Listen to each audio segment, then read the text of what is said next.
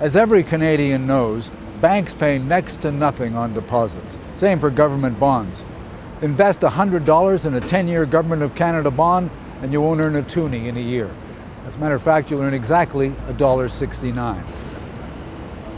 That's why fund managers, from the Active Fraternal Benefit Society to the Canada Pension Plan, are seeking investments with higher returns, such as prime commercial real estate and the mortgages on those properties.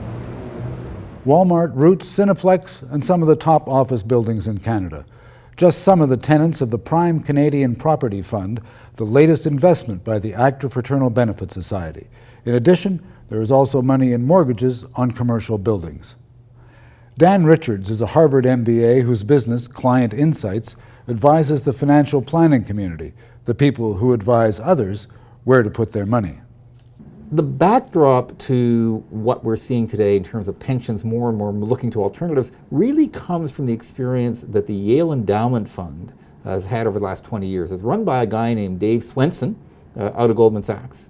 And he was a pioneer in looking for alternatives. So alternatives like, for example, venture capital, private equity, but also buying hard assets like timber, like real estate, that generate ongoing cash flow.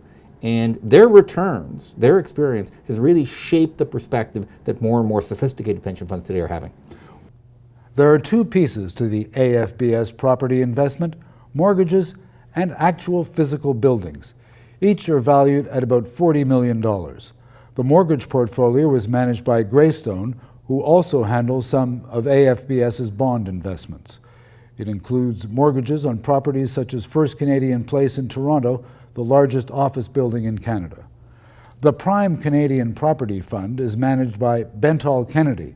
It owns 55 buildings worth $2.6 billion. That's 13.5 million square feet, and 13 million of those square feet are leased. In real estate speak, that's an occupancy rate of 96.3%. When many people hear the word real estate and mortgages, they might think of the property collapse in the United States. But these investments have nothing to do with residential property or subprime mortgages. The buildings and loans involved are all in commercial property, and that should provide a much better return than the $1.69 on that $100 bill. This is Fred Langan reporting.